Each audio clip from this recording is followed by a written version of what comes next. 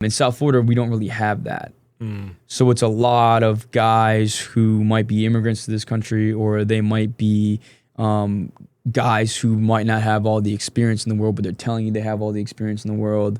And that can really put a damper on the execution of the work. And you kind of see this in a large scale with these large track builders, right? Like your DR Hortons, your Kencos, your GL Homes, like, you know, these large scale builders, you know, I find, and a lot of my clients find in these new homes, that the quality really suffers. And that could be from a management standpoint, where you have the builder, they just either don't pay attention, or they just want to get the home sold as quick as possible, or whatever the case may be. But I do think that, you know, your subcontractor pool definitely plays a role in it, and the quality of labor that you have down here definitely plays a role in it.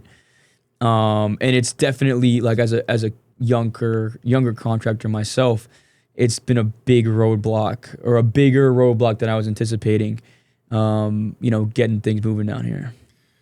Yeah, I mean, that's definitely an issue there. 100%. What are some signs, I guess, people can look out for when they're trying to avoid a situation where they're afraid of people like cutting corners? Like, what can they do what are some things they can look out for? Like, if I'm a consumer and I'm trying to decide, like, I've got like 5 guys I can work with, they all sound exactly the same thing, they've got about the same dadgum bid and all that, I have no clue, like, which one is which here. Like, for you, what would be some things you would be looking at to try to kind of sift out, like, who's quality and who's talking a big game? Yeah, a couple of things there. One of them I would say is, and I as a contractor, I don't get asked this enough, and if I was a consumer, I would ask for this, but I would ask to see, like, a portfolio of work based on what you want to get done, right? So if you're looking at a kitchen remodel, like, what kitchens have you done before, right? And more so than that, you know, provide a reference, right? So if you said that, if I told a client that I did your kitchen, if I was a consumer, I would ask for your number, your contact information, and I would contact you directly, and I'd say, hey, you know, you worked with Adam on your kitchen remodel. I saw the pictures of it. Looks great. How was your experience? If you said, well, you know, my experience was really good with them, I really enjoyed working with them, so on and so forth, great. You're kind of vetted in a certain sense. That's the first thing I would do if I was a consumer. The second thing that I would do is I'd pay really, really close attention to communication, and communication, especially at the start of the job, before the job even begins. So during the bid process, during the selection process, during the design process, if the contractor isn't communicating with you efficiently, if the contractor isn't responsive to you, that's usually a red flag. It would be a red flag in my book, because if the communication isn't good before you've cut them a check, the communication is just going to get worse from there. Yeah, right. It's not going to get better. Yeah, not going to get better, exactly. Yeah, no, that's really huge.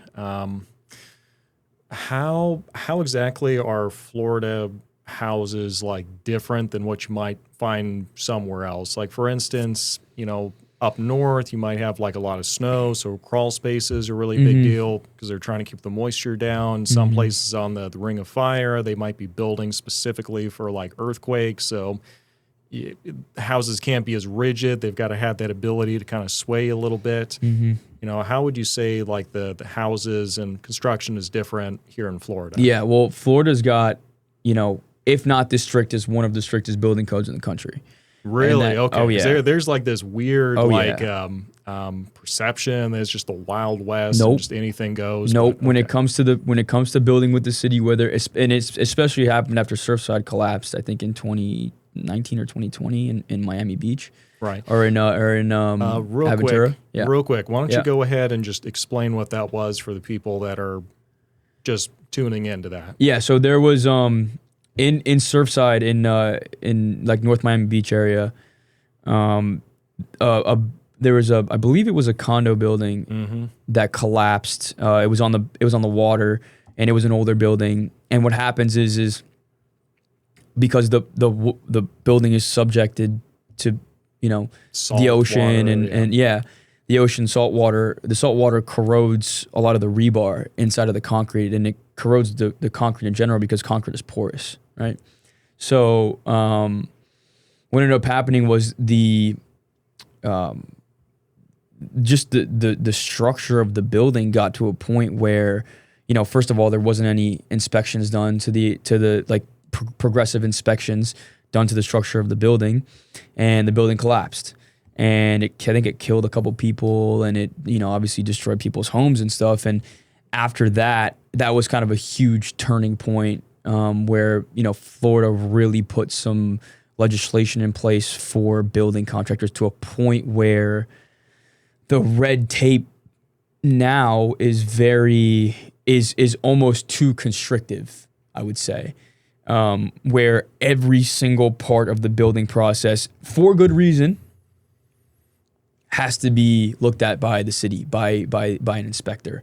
Yeah. Obviously, there's third-party inspectors that you can hire, and they work with the city as well, so that's just kind of a different ballgame. But that was kind of a massive turning point. And in turn, a lot of these structural restoration companies, I have a mentor of mine who is a COO of a structural restoration company down in Fort Lauderdale, and they stay busy, man. They stay busy because you have a lot of these buildings that were built in the 80s, that were built in the 90s, that need this structural upkeep, and they need these tests done because it's now law. Yeah. And it's very profitable for contractors, obviously, because this work needs to be done. But it's also super beneficial for the people who are living in these condo buildings, because you don't want your condo to collapse on your head. So yeah. And I mean, here's the thing too. Sometimes it's not even like the builder in the 80s did anything wrong. Correct. Like they just built to the standard of their day, and the environment kind of deteriorates. Correct. On everything. I mean, also like the Surfside, what you were talking about too, an added element I don't think they were planning for is there were like 80 units. It was like 8 stories tall.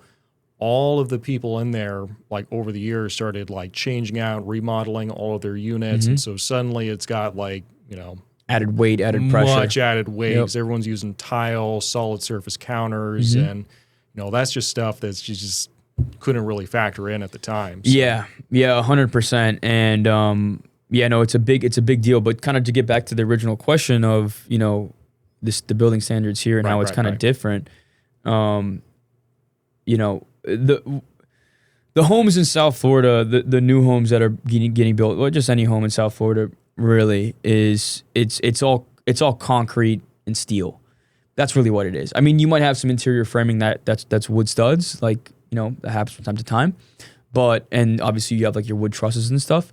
But for the most part, the structure of your building is concrete and steel. It's concrete and rebar, and that provides, a lot of security for the homeowner. Yeah. Like it doesn't get any better than that in terms of security.